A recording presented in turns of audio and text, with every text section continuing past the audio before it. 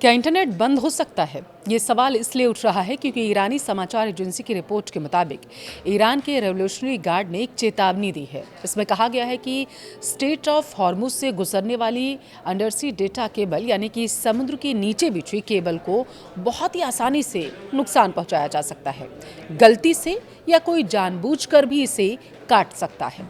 इन केबलों को नुकसान पहुंचने का मतलब है कि भारत समेत कई देशों में इंटरनेट पूरी तरीके से बाधित हो जाएगा। अब धमकी थी ये या आगाह करने की कोशिश? आइए जरा समझते हैं कि ईरान की आखिर मंशा क्या है। नमस्कार, आपके साथ मैं पल्लवी रविंदर सिंह। ईरान और अमेरिका के बीच चल रहा तनाव अब एक खतरनाक डिजिटल युद्ध में बदल सकता है जो पूरी ही दुनिया का इंटरनेट संपर्क तोड़ सकता है। देखिए, ईरान की IRGC ने फारस की खाड़ी में नीचे बिछी उन इंटरनेट केबल्स का मैप जारी किया है जो खाड़ी देशों और वैश्विक अर्थव्यवस्था की लाइफलाइन है। अमेरिका और ईरान के बीच जारी युद्ध के अब बारूद और मिसाइलों के दायरे से बाहर निकलकर एक ऐसे खतरनाक मोड़ पर आ चुका है जो पूरी ही दुनिया को वाकई पाषाण युग में धकेल सकता है। अब तक हॉर्मुज जलडमरूमस से होने वाली तेल सप्लाई टूटने से दुनिया परेशान थी, लेकिन अब ईरान की बुरी नज़र समंदर के नीचे बिछी उन केबल्स पर भी है। ये वही केबल्स हैं जिनके दम पर दुनिया का इंटरनेट चलता है। अगर ये डिजिटल लाइफलाइन कटी तो न सिर्फ खाड़ी देश बल्कि पूरी ही दुनिया का बैंकिंग और कम्युनिकेशन सिस्टम रातों रात बर्बाद हो जाएगा, ठप हो जाएगा।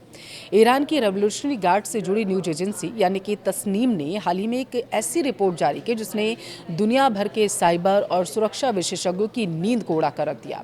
इस रिपोर्ट में फारस की खाड़ी के नीचे बिछे इंटरनेट केबल्स और क्लाउड इंफ्रास्ट्रक्चर का एक मैप दिखाया गया है। इसे एक खुली चेतावनी माना जा रहा। ईरान का तर्क सीधा और डरावना भी है। देखिए, खाड़ी के दक्षिणी देश यानी कि UAE, कतर, बहरीन, कुवैत और सऊदी अरब अपनी डिजिटल अर्थव्यवस्था के लिए पूरी तरीके से इन्हीं समुद्री केबल्स पर निर्भर हैं, जबकि ईरान की इन पर निर्भरता ना के बराबर है। ईरान इस भौगोलिक स्थिति को एक प्रेशर पॉइंट की तरीके से इस्तेमाल करने की फिराक में है। ये केवल कागजी धमकी नहीं है। युद्ध के मैदान से आ रही खबरें बताती हैं कि ईरान ने अपने इरादे साफ कर दिए हैं। हालिया रिपोर्ट्स के मुताबिक ईरानी ड्रोन्स ने UAE और बहरीन में स्थित अमेजन वेब सर्विसेज के डेटा सेंटर्स को निशाना बनाया। यह हमला साबित करता है कि जिसे हम क्लाउड कहते हैं उसका वजूद ज़मीन पर बने संवेदनशील डेटा सेंटर्स पर ही टिका हुआ है, जो मिसाइलों और ड्रोन्स के लिए आसान टारगेट है। अब देखिए, समुद्री केबल्स, लैंडिंग स्टेशंस और डेटा हब ईरान की उसी हिट लिस्ट में शामिल है जिसमें कभी सिर्फ तेल के कुएं और बंदरगाह हुआ करते थे। अब दूसरी तरफ अमेरिका ने भी ईरान की आर्थिक कमर को तोड़ने के लिए घेराबंदी की और सख्त कर दी है। अमेरिकी सेंट्रल कमांड सेंटकॉम ने पुष्टि कर दी है कि उनकी नौसेना ने अब तक 31 जहाज़ों को या तो वापस लौटा दिया है या वो पोर्ट पर ही फ्रीज कर दिए गए हैं।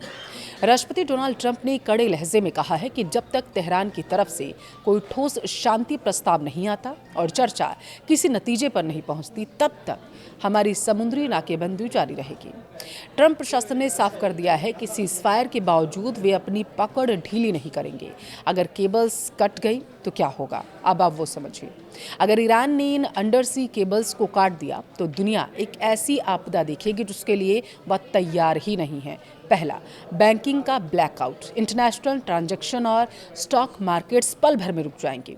दूसरा, सप्लाई चेन की मौत हो जाएगी। शिपिंग और लॉजिस्टिक्स का पूरा डेटा शेयरिंग बंद होने से बंदरगाहों पर सामान सड़ने के कगार पर पहुंच जाएगा। तीसरा, कंपनियों पर ताला लगेगा। देखिए, इंटरनेट पर निर्भर रहने वाली हजारों टेक कंपनियां रातों रात बंद होने के कगार पर पहुंच जाएंगी। अब इसका भारत पर क्या असर होगा वो समझिए। अगर हम बात करें कि भारत को इससे क्या समस्या होगी, तो आपको मैं बता दूं कि समुद्र के नीचे का यह नेटवर्क कई ऐसे देशों में बने लैंडिंग स्टेशन से होकर गुजरता है जहां अभी स्थिति गंभीर है। इनमें ओमान, UAE और पाकिस्तान भी शामिल है। डेटा का इस्तेमाल करने वाले दुनिया के सबसे बड़े देशों में से एक होने के कारण भारत की डिजिटल अर्थव्यवस्था इन कनेक्शंस पर ही बहुत ज़्यादा निर्भर है। अगर किसी भी कारण यह नेटवर्क बाधित होता है, टूटता है, ध्वस्त किया जाता है, तो लाखों यूजर्स के लिए इंटरनेट की स्पीड कम हो जाएगी। क्लाउड सेवाओं और डिजिटल पेमेंट सिस्टम में दिक्कतें आएंगी और भारत के बड़े IT और AI आधारित सेवाओं को आर्थिक नुकसान भी उठाना पड़ेगा।